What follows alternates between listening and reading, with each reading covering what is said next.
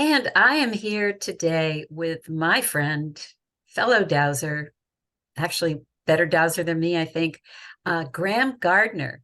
And Grahame is just a delightful human being who I had seen present at dowsing conferences in the past, but got connected with personally. And when I was in Scotland with on my tour, he was kind enough to come and assist us on 2 different days and take us around to some wonderful sites. So I thought we have to have a chat with Grahame. And so here he is. Welcome, Oh, Grahame. hi. Good to be here. Thanks for having me. So let's just start at the beginning because it's always fun to hear how people find their way to dowsing and find their way to this other way of looking at the world, ancient way of looking at the world. So fill us in on your background and how you came to it. My dowsing beginnings. Actually, I'm doing a lot of revisiting this at the moment, so this is quite interesting. I taught myself to douse in my late teens. I think it was about 18 or 19. And this was the height of the New Age. You know, all these books were coming out. The View Over Atlantis, Tom Graves's Needles of Stone, Janet and Colin Board, Mysterious Britain, Quicksilver Heritage. You know, all these books. So my thinking was very much turning to the more esoteric side of life. And after reading Tom Graves' book, Needles of Stone, I was inspired to make myself a pair of dowsing rods from some old coat hangers. Well, actually, they weren't old, but I didn't tell my mum that, as I took them out the wardrobe and cut them into a pair of rods. And I cycled out on my bike to a Roman fort, which is outside Glasgow, called Bar Hill. Um, and up in this fort, there is a well that's where the water level is very close to the surface, and this well's nearly on top of a hill, which dowsers say is primary water. You know, it seems quite high for it to be just artesian pressure. So I doused the water vein feeding that. You know, I'm walking around and my rods moved, much to my astonishment.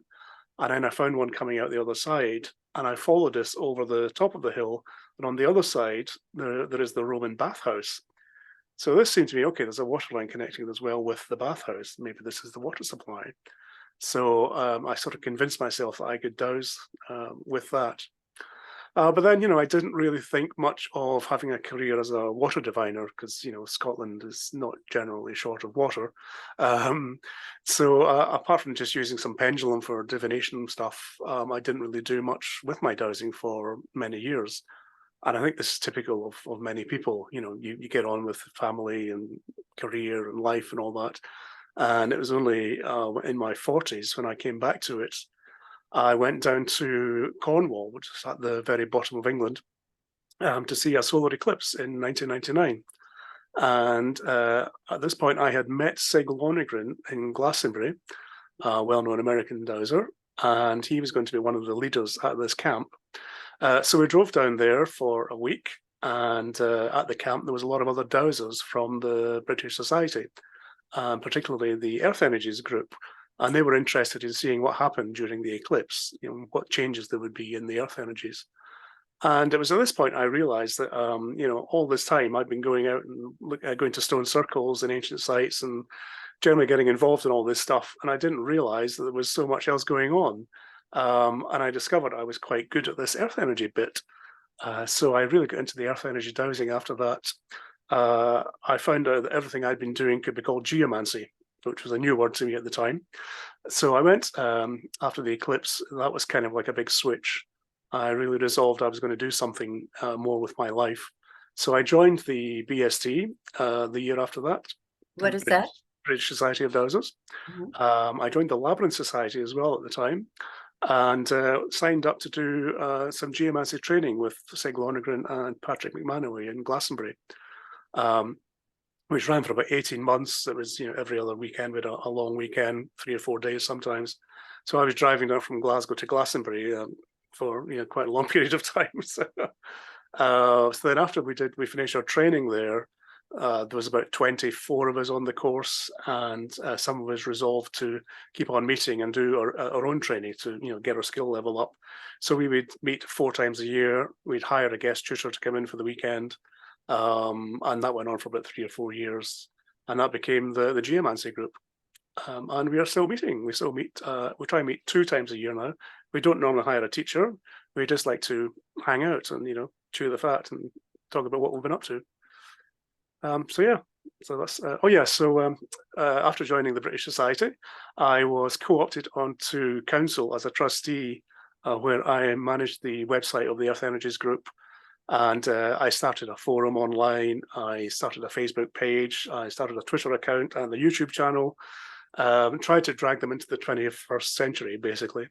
And that was in 2003. And 5 years after that, I found myself being coerced into becoming president. It's, it's a bit of a poison chalice. Nobody volunteers for the job. So I did 6 years, 3-year terms as president, and that took me up to 2014. So and now here we are. Wow. And I'm so interested to hear your story. I think we touched on it lightly when we saw each other, but one of the things that you and I share is the coat hangers. Another thing that we share is teaching ourselves, because I had no idea in the late 90s that there were other people like me playing with coat hangers. Yeah. Right? I didn't know the British Society of Dowsers existed. They had a conference in Glasgow in 2003, and I wasn't even aware of that. Yeah, and the same thing happened to me. I didn't know for like 15 years that there was an annual conference in Vermont, So, and that's where I finally went, and that's where I finally saw you. And and that was some time ago now. But the other thing we have in common, which I am just loving, is Cornwall, because Cornwall was the first place where I was guided through my rods to bring a group. In 2011, in October, that's what I did. That's where we went. And I had no idea why Cornwall till we got there. And then I realized, okay, this place is fairly bursting with sites and stones and wells and you name it. And I think I found out later, and correct me if I'm wrong, that there are more what we would call sacred sites per square mile in Cornwall than anywhere else in the world. Yeah, they're really crammed in pretty thick in Cornwall. Yeah. I mean, just incredible. So the fact that that was where we were led to begin, then I've been doing annual trips, except for pause during the lockdown time, ever since. And our time there was completely magical. So I love that that's where you then sort of deepened your connection. And what were you doing for a day job, just out of curiosity? Oh, my day job, I work in live theatre. I do lighting design, and now I do production management as well, because I'm going to give you a bit of a dinosaur in the lighting front, because the technology is kind of outpacing me these days. So yeah, that's been my main thing. I started off as an assistant electrician. I became chief electrician, head of lighting at Scottish Ballet for 12 years. And my wife is a retired ballet dancer. She was a soloist with Scottish Ballet. So that's where we met. Wow, So, beautiful. Yeah. And that's another thing we have in common, because I was in theater for the first half of my life. And used to do lighting even, when I wasn't on stage. So I love the cross currents, And so let's talk a little bit about geomancy, because a lot of people don't know that term. A lot of people don't know dowsing, but most people who are going to be watching this do know what dowsing is. But you know what? We should do a little demo, just a little tiny thing. Do you have your instrument there? I have Pendulum. I have got my instrument. I can go and get it if you wish. Well, Grahame has a very beautiful, fancy instrument. I'm calling it an instrument. There's a proper word for it. But I have one too. It's not nearly as pretty as Graham's. Why don't I show it? So if you just okay, I'll just go and get mine. It's just you go get yours, and I'll show mine, and they'll see how much prettier yours is. This guy right here, or orometer, is that what it's called? Oromancer, something like that. He'll tell you. So this gets turned upside down like this, and then you tilt this out like that, and that's its most sensitive spot, as Graham was just teaching me. You can also tilt this thing down like this. You can use it as a map dowser to point you exactly where you're supposed to be heading, or you can use it for water. Did you say this is good It's for? less sensitive like that, so it's good for water because water has a very strong signal. Right. So, okay, so here's my one. Look at that, sleek. Oops, can't hold it at height. Isn't she pretty? So yeah. So this is the original Cameron orometer, it's called. Yours is just called an orometer. You see how much more, let's say, erect this one is. Yes, I do. I Yeah. do. Yeah, you know what? Your this piece, this part here Yeah. is shorter on yours. Also, I don't know mine's if it bent. is actually. Is it? I expect the same. Oh, maybe not. Maybe not. Yeah, yeah. Well, anyway, Because yeah, you can use it he's got the fancy version, and it's you can stick your thumb in it like this and use it as a pendulum. oh, you can? Yeah, Look at that. Oh, you can. yeah. See, Oh, look at that. it does everything. It's the Swiss Army knife of dowsing tools. Okay, you heard it here, folks. This is what you want if you want only one instrument. Okay, I love it, That's and everything. does everything. Fantastic. So we also know, we've got our dowsing rods. We've graduated from wire coat hangers, and we have pendulums. Well, there are other things too. There are bobbers. I have a bobber somewhere. Oh, here's my bobber. Here's my bobber. Yeah, which is basically a pendulum on a spring, isn't it? Yeah, Yeah. but I this mean, is the really orometer good. does that as well. The orometer I'm sure does it it as well. does. I'm Yeah, sure yeah. it does. This is good for clearing energy from especially from corners of rooms and ceilings, and where planes come together. This can sort of free things up. Yeah, the good thing about the bobber is it kind of casts the cone of power, if you like. So it sort of focuses your intention and projects it out, which is good. So let's You talk wanted to about ask about geomancy. geomancy, yeah. Yeah. What is geomancy? I like to think of it as kind of applied dowsing. I mean, let's start with dowsing, actually. When you say dowsing to most people, they still have this vision of, somebody in a tweed jacket walking across the field with a forked twig, finding water. And traditionally, that's what it was. It's for finding underground things like pipes or utilities or water supplies. But, you can dowse for anything. And in more recent years, dowsing has really expanded. And now we actually talk about dowsing as a means of connecting with the energy of anything, and we can manipulate the energy. So dowsing has become a much more spiritual discipline, I think, because we're actually working with our consciousness now and applying our consciousness to produce change. And that's kind of when you get into the realm of geomancy. Geomancy comes from the Greek, so geo meaning earth and mancy meaning divination. So it's like divination of the earth. And historically, geomancy was a form of divination involving casting stones or sticks on the ground and then arranging them into patterns that were kind of like domino patterns, and then placing them in one of 12 houses of the astrological chart. And then you would interpret your reading from that. So it's a medieval divination system that some people still do today. But when the Jesuit missionaries were over in China and the Far East, and they saw the feng shui guys doing their thing, many of which involve using a stick and casting things on the ground, the closest analogy they had was geomancy, the divination. So that's where that came from. So geomancy sort of got applied to sort of feng shui, and that's sort of one-line definition I give. What's geomancy? I say it's kind of like Western feng shui. Oh, that's fascinating. That's the I one-line didn't definition. realize. So I also dabble in feng shui, and I had a business for a while where I was doing that. And so but I had not connected the dots. Mm-hmm. even though now it makes total sense, you know.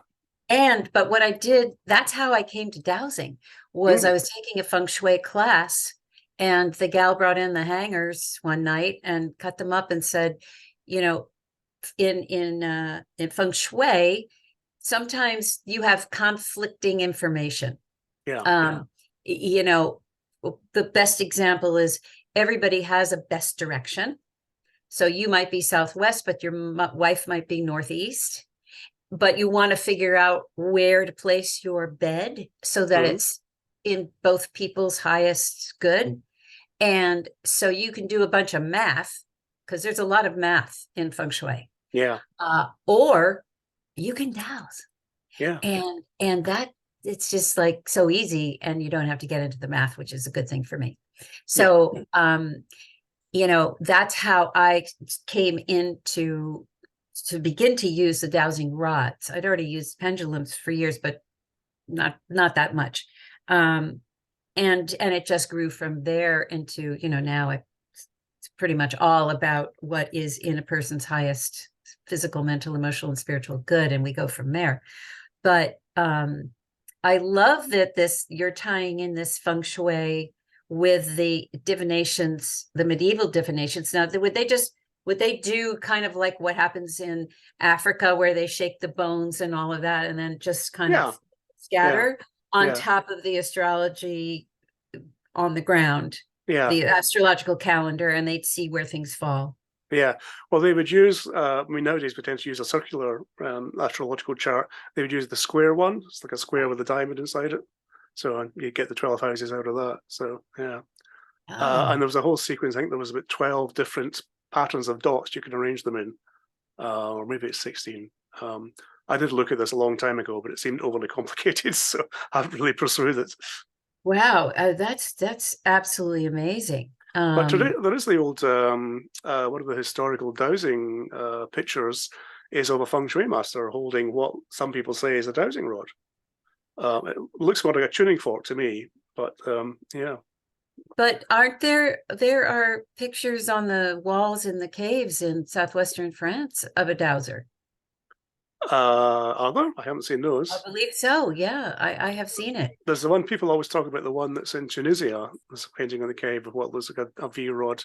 But actually, the ones I've seen of that, there's a better, wider picture available when it looks more like actually a bow and arrow he's holding, not a Oh, dowsing rod. So oh, it's kind of overlapping with the next person. So oh. yeah. So yeah, I've dismissed that one. Um, I look for this one in the caves. I have it somewhere, but hmm. I mean, it's this I think this is the oldest technology, Oh, for earth sure. Yeah. technology, Yeah. right? Yeah. So so how has let's step into the esoteric a little more.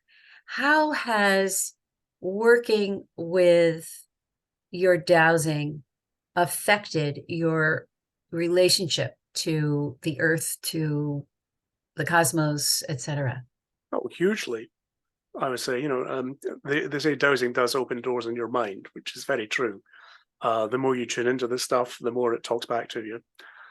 I can be driving down the road these days, and then suddenly some hill on the horizon will be saying, "Oh, come over here." You just feel this attraction to places, and you can tell there's something going on there before you even get to it. So yeah, um, Yeah, I agree with you, and I like to try to teach dowsing to people as you do, because it is, I think, a wonderful way to increase your intuition. absolutely, You're opening yourself, like you just said, opening your mind to other voices. It yeah, could be a hillside, it could be a river, it could be, and learning to pay attention to that. What's wonderful about dowsing is that with whatever instrument you're using, you can check your intuition. yeah, Am I, is this accurate at what I'm feeling told to yeah. do, or whatever? Well, also, if you're not particularly clairsentient, dowsing is a great aid to figuring out what's going on. I mean, I'm not that clairvoyant, so I don't often see things. I mean, sometimes I do, but not all the time. But with a dowsing rod in your hand, you can say, is there a discarnate spirit in the room here? And where is it? You can just interrogate things with your pendulum. You can get Mhm. into dialogue with the spirit of place or the tree, whatever. Yes, yes, that is one of the best things. Talk Yeah. about an experience you've had in dialogue with something in nature. Okay, let me see. Let me talk to you about gnomes. Have I talked to you about Oh yeah, let's talk gnomes? about gnomes. Okay. Yeah. One of our teachers in Glastonbury, the Geomancy course, was Marty Kane, Oh, who is a wonderful American lady who does dowsing, and labyrinths are her speciality. she did one for me. Mhm. Yeah, yeah, yeah. And she's kind of an ambassador for the gnome kingdom, I think. She looks a little bit like a gnome. Um, so she does this lesson in Glastonbury where we had to go out and sit in the Chalicewell Gardens where we were and tune into our gnomes. And she gave us some instruction on how to go and find a nice spot and try and look into an area that was like lots of greenery, like a bush or something, and look at the space between the leaves as opposed to at the plant itself. And you had to kind of defocus your eyes a little bit. So I went and meditated there about 20 minutes, and I wasn't really seeing anything. But then I thought I saw something in the gaps in the leaves, so I started getting into a dialogue with my pendulum, and I said, okay, let's just assume there's a gnome there. What's it going to say? So I get into this whole dialogue with it. And then I find out we had two gnomes. There was a male and a female. So this was the male I was talking to. He told me his name was Harold. I said, can I call you Harry? He said, no. He's very formal. So then he said, okay, well, show me something interesting in the garden. And I took my L rod and said, here, take my L rod and show me something interesting. And we went wandering up the back of the garden, and he showed me this plant that's called an oromaculatum. It has long spotted leaves and a sort of cluster of red berries on it. It's called Lords and Ladies, as its popular name. And I didn't know much about this, but that very afternoon, after we'd gone back in, Sig was doing a session with us, and he was talking about this very plant and saying that he calls it the Magdalene plant after Mary Magdalene because of the spots on the leaves. It's a soiled plant, so it's Ah, not immaculate. It's a maculate plant, as was Mary Magdalene. So that's why he says it's so common around Glastonbury. So there we go. So my gnome showed me a new plant. wow. Yeah. Wow. That's a great story. So Have you yeah. spoken to any gnomes since then? Oh yeah, all the time. Yeah. Particularly when you're building a labyrinth or doing something like that. Because the gnomes do like dealing with labyrinths. Anything in your garden or whatever, they're great to work with. And also, when you lose something in your house, like if you can't find your car keys, that's probably your gnomes are hiding it for a very good reason. Because it's their task, they're with you throughout your life, and it is their task to creatively interfere with your life for the highest good. So they're a bit mischievous at times, and they like a bit of a joke. So if you can't find your car keys, it's probably because if you'd gone out at that point, you'd have driven into something or hit a bus or whatever. So you have to have that little delay. So whenever I can't find my car keys, I'll stop and get my pendulum out and just say, "Okay, is this something you're up to here?" Okay, I really need to go here. Can you show me where the keys are? So yeah, but they're fun. Now, that's the first time that I've heard that the gnomes are actually with us and not just out there. Yeah, well, there are gnomes out there, but you have personal gnomes as well. Yeah, Oh, that's interesting. so you just have to call them in. They'll come. Yeah. Aha. Okay, this is going to open up a whole new channel of inquiry for me with Yeah. my clients, right? They're like, oh, let's find out about your gnomes. We know about your angels, so let's find out about your gnomes. Mm, And they are tricksters, I know that. And yeah. you can kind of tell there's just a sense you get that somebody's having a laugh. Yeah. Yeah. But And they're it's really not good. you. Yeah, but they're really helpful when you're doing any sort of earth healing work. Because Yeah. the gnomes are really good. They'll take away any sort of psychic rubbish, and they'll just like squirrel it away underground, so you don't have to worry about it. So Ah, fantastic. yeah. Wow, that's great, Graham. Thank you. Any other earth beings that you're kind of in touch with or have stumbled upon? Um, well, I'm quite in tune with the whole nature spirit thing. It depends on your culture, I think, how you perceive these. There's the whole idea of devas, where you have a deva of sort of hierarchies of devas going from the very smallest plant right up to, cities and planet even. So you can always engage on some level with devas. I had one, I met a nice one in Japan when I was there. I was visiting a shrine, and there was one particular shrine that was a crack in the rock, and supposedly the priest who'd encountered the spirit of place there saw it as a white deer emerging from this fissure in the rock. And so I was standing there having read this story, and I was like, just tuning in with my pendulum, saying, is there a spirit of place here that I could would like to come and talk to me? And I didn't get a white deer, but I did get a nice Japanese lady in a white kimono, um, which, Oh, much to my surprise, who came and bowed to me and smiled, and then went back in the rock. So, okay, so yeah. that's interesting. And that brings to mind something that really was powerful that happened to us in Scotland when, Hmm. after we saw you. And that is this question or this idea that I believe is true, that sometimes spirits, when they die on a certain piece of land, especially traumatically, they don't leave. Hmm. Yeah. They become bound by the place where they died. And, it's possible to help them unearth themselves, so to speak, and carry on. Have you had a lot of excuse me, experience with that? Yeah, it does come up from time to time. You do get a few cases, like domestic cases. If I'm doing some house healing work for a client, sometimes there's a spirit issue in that one. Um, and it's interesting how you sometimes get confirmation of what you're doing. I mean, I don't. There are some dowsers who will go around, making this their mission to go and release spirits from places. I don't tend to get involved unless I feel a calling, unless Yeah. something is calling at me. Yeah. Um, Once in the south of France, I was visiting Montségur, which was, the last Mhm. stronghold of the Cathars, Yeah. where 400 of them were marched into a stockade and burned by the Crusaders. And I was up in the castle at the top of the hill, and I felt I should tune in and just see if there was any spirits needed released. And so I sat down, I found a quiet spot, and I discovered there was only two. There was one male and one female. And I asked, well, do you want to be moved on? Or he said, no, no, we're here for a reason. We're looking after the place. So that, okay, fair enough. Didn't think any more of that, except I thought, well, that's strange. There was only two of them. So we went down into the little village, and as they have a small museum there, and we were looking around the museum, and we came across this glass case that had two skeletons in it, one male and one female, who had been found in the castle. So, that's where you are.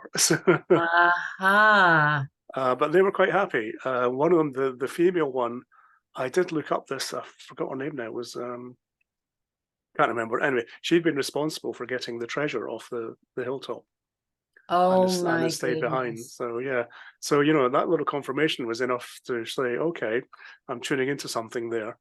And then about a year later, I was telling somebody this story, and they said that they'd been there 2 weeks before I had with a group of Spanish dowsers, and they'd cleared loads of ghosts, loads of spirits from the place. So So they had done all the hard they lifting and you exactly. got to just see. I reap the rewards. Yeah. So, Wow, fantastic. Fantastic. Yeah, I'm with you. It's not my primary mission, but when it becomes obvious this should happen, or you just get that sense, and then you yeah. ask, and then they say yes, and then you go, okay, let's dive in here and see what we could do. Well, it's something I always check with a client. If I have a house to go and fix, you always have to douse in advance. If there are any discarnate energies there that need released, because you have to do them first before you do any healing work on the ground. Yeah. Because the spirits take the energy from lays, any energy lines in the house. They'll use that for energy. So if you don't release the spirit, but then you fix the problems with the earth, the spirit will tend to attach to the client, or even to you. I've had that happen a couple of times in the beginning when I wasn't really that experienced. So So they were attaching to you and coming home with yeah, you. yeah.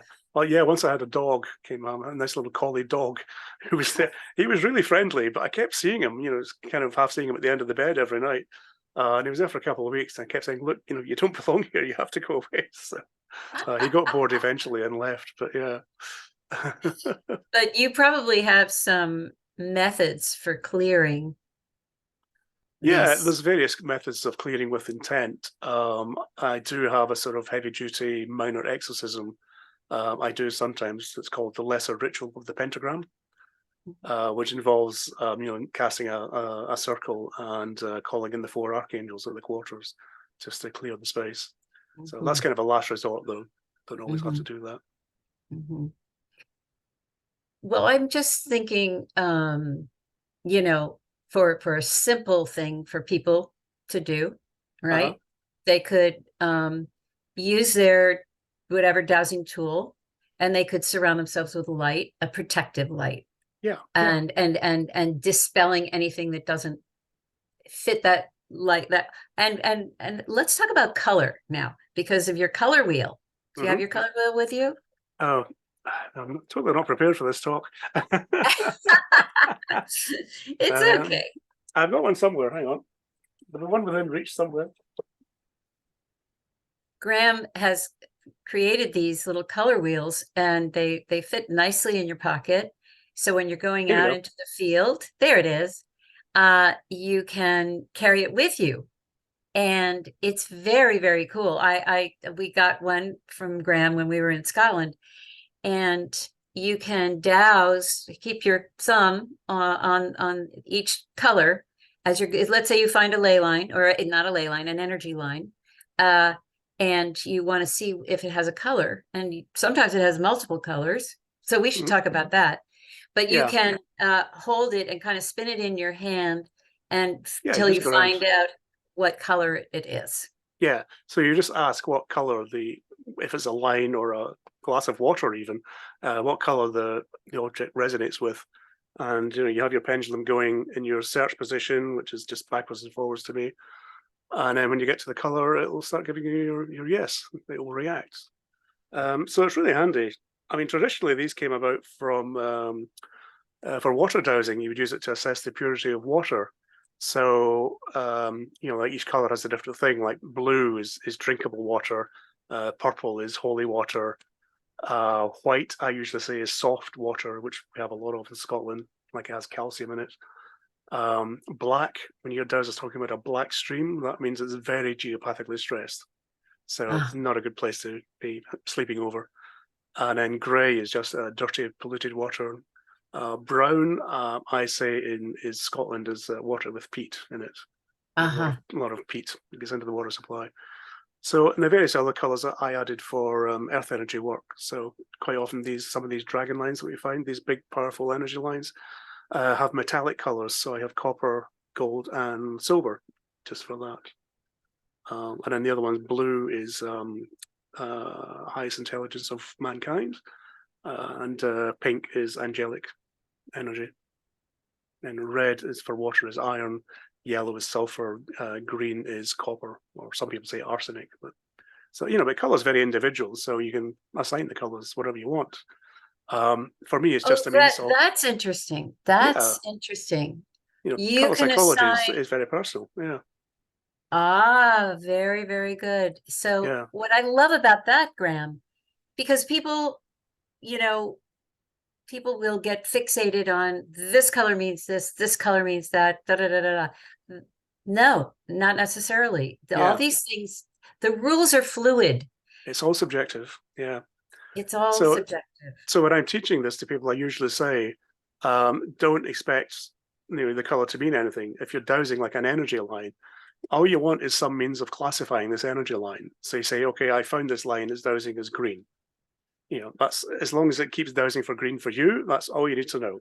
It might be a different color for somebody else, but as long as it's meaningful to you, that's the important thing. That's fantastic. And I remember you saying, why would you even do that? Because there may be more than one energy line Yeah, running in the area, and you want to be able to differentiate them. yeah, And that's true for water too, because, yeah, when you're dowsing for a well, there may be multiple possibilities. Yeah. But you want the one with the highest, water Yeah. flow, blah, blah, blah, blah. And of course, I can be holding the blue, like for drinkable, potable water. I can be holding that in my hand with my L rod saying, please show me where there's a blue water line. Yeah. Did I tell you my swimming pool story? No. Okay. I was once got a call to go and douse a rather posh house outside of Glasgow where he'd just built an extension to put in a swimming pool. And it was on a bit of a slope, this house. So they had to excavate quite a bit of ground to put this pool in. And they hadn't filled it with water. It was all clay lined, but they hadn't filled it yet. However, coming up at the side of the pool was this wet patch that kept appearing. And the water had got so bad they had to like dig a sump at the bottom of the hill and put in a pump which was running all the time, 24/7, to keep the water from coming up. So the architect of the job phoned me and see if I could do anything about it. So I said, okay. So I went in and I went into the room that had the sump with the water pump. And I actually took my shoes off and put my feet in the water. I said, okay, show me what color this water resonates to. And I actually got two colors, which is the first time this had happened. It resonated to two colors. So I thought, right, okay, that's a good signature. I can work with that. So I then went out into the back garden up on the hill, and I was dowsing the garden with my L rods, and I found two streams. One of which was too deep to be the one that was affecting it. The other one looked like it could be within range, and that was the only one that answered to these two colors. So I then tried to do a technique which I hadn't done before of diverting the water. There's a dowsing technique you can do to try and move the stream out of the space. And I waited 20 minutes and I was dowsing it and it seemed to be moving. So I said to the architect, okay, this is what I've done. You'll need to give it a couple of days, but get back to me in a couple of days and tell me if it's still leaking. And 3 days went by, no phone call. So eventually I phoned him and said, is that water dried up? He says, oh, I don't know. When you told us where it was, we just dug a trench and put in a drain. So, so I never found out if I successfully managed to move it with my intention. But Oh, too bad. They couldn't yeah, wait. yeah. So yeah, that's just a handy tool to have for that sort of thing. But in terms of what can people do right now, we could do I shared a little clearing technique with you. You have your pendulum. Now there's various moves you can get from the pendulum. So mine, if I go backwards and forwards, that's my neutral, my search position. And when I ask, show me my yes position, it will start going clockwise. So I get a clockwise circle. If I go back to neutral and say, show me my no position, it goes anti-clockwise. That's my basic reactions.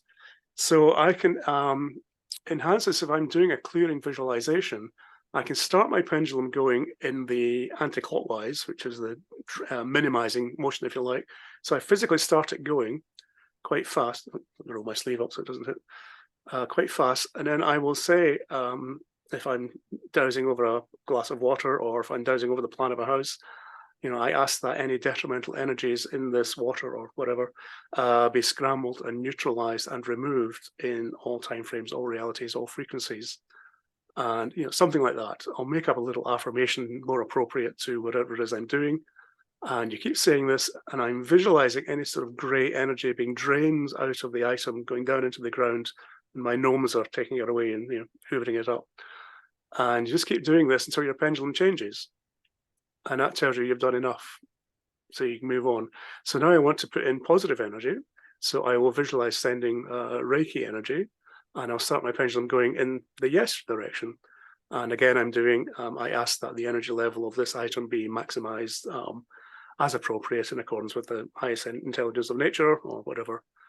And you keep doing this, visualizing light being put into it. And again, you keep doing this until your pendulum stops or changes. And then you can douse again, see how it's done. Fantastic. Yeah. That's so great because it's so simple. Doesn't take hardly any time. And you can use that for anything, yeah. And then just douse on a scale of 1 to 10 before and afterwards, So let's say, what's the energy level of this? Is it 1, 2, 3, 4, 5, 6, 7, whatever? And then do it afterwards, and you should see a change. Mm-hmm. Mm-hmm. So, oh yeah. Yeah, I put this little chart on my wheel. So there's a sort of plus and minus chart. So if it goes to the left, that's the detrimental side. If it goes to the right, that's the positive side. And each one of them is 1 to 10. So. So in that case, you would have the color chart flat on the surface. You'd hold your Yeah, pendulum right you over hold your the pendulum center over the dot center line, and and hold then your you hand see, still and then yeah, ask, and it'll move on its yeah. own. I always say keep your pendulum going. Don't start from stationary. Do you? So if I start it going like over the center line, and then I say, Okay. show me the energy level of this, and it will start going. Because if you have that Okay. momentum, it's much quicker to react. I see what you're saying. Okay. Yeah, Yeah. I've done it from standstill, but I think you're right. That's a better way to do it. yeah. Um, Especially if you've got a lot of questions to get through, because it yeah, does speed things up remarkably. it does. It does. Well, Graham, um, let's do this. Let's call this part one, Okay, conversations on dowsing and geomancy. And let's meet up again and do part two. And maybe we'll have Gary on. Maybe we'll have a three-way conversation, something mm, like that. And I just think we should keep it going because there's vast amounts of information and stories. And this is a huge topic. And I always say, think about dowsing actually the same way you think about feng shui or I Ching. It's a lifetime practice. We are yeah, always learning. We are always expanding. You'll never, you'll go to your dying day and still there will be more, yeah. you know. But we're all born dowsers. It's birthright Yes. technology. Yes. Yeah, we just have Yes. to remember it. Yes, yes, and it's so important. Yeah, It is a piece that can bring us closer to the unity consciousness that we're all wishing to have, yeah. wishing to get to. It's it's it's kind of working with magic, you It know? is. Yeah, yeah. Being on the professional register of a dowsing organization is effectively a license to practice magic. That's why we do it. That's right. Well, I need to get some yeah, appropriate magic clothes, I think. Yeah, but what's great is that anybody you meet might be a secret dowser. They might be secretly doing this. And so we need to discover one another. And that's another reason why I want this conversation to keep growing. Yeah, Let's keep discovering. Let's bring it out. Let's make it more of a natural, normal thing, yeah. you know? There's lots of national dowsing societies. Most of them have local chapters everywhere, so there's probably one near you. Just takes a bit of searching to find it. Exactly. Exactly. Well, thank you so, so very much. And I love talking to you. And we'll pick it up for part two. Sure, that'd be great. Great talking Okay. to you, Hope. Good talk. Oh, and by the way, you see westerngeomancy.org on Graham's picture. So that's how you get in touch with him. Oh And yeah, yeah, and have at it. yeah. Get in a chat Um, with Graham. Lots of other websites, YouTube channel as well. Lots of stuff on my YouTube channel, which is youtube.westerngeomancy.org. So yeah. Do you want to just stick that in the chat quickly?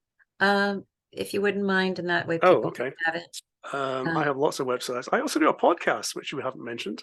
Right. We did a podcast together. We did a podcast, which you can Let's find put at all of that in there. adventuresindowsing.com. Okay. You got to get typing now to put all that Yeah. in there. So I need to put in I'll miss out the HTTPS. You can figure that out.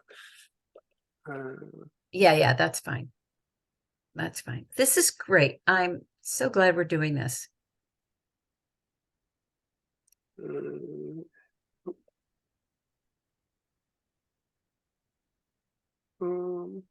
Uh, let's not let's see. And Graham gives classes. Graham shows up at different dowsing conferences and does speeches and teaches there and all kinds of things. So you can follow him. He just got back from Flagstaff, big conference there, Oh, and so fumbled that one. he'll he pops up. I'm just putting in some societies here. I think that's right. So yeah, anyway, there's a few more. Fantastic. Well, there's a lot of information there for everybody. And yeah, have at it. Yeah. Have at it. All right, my friend. All right. Good to Till talk. next time. Until the next time. Mwah. Big hug. Bye. Bye-bye.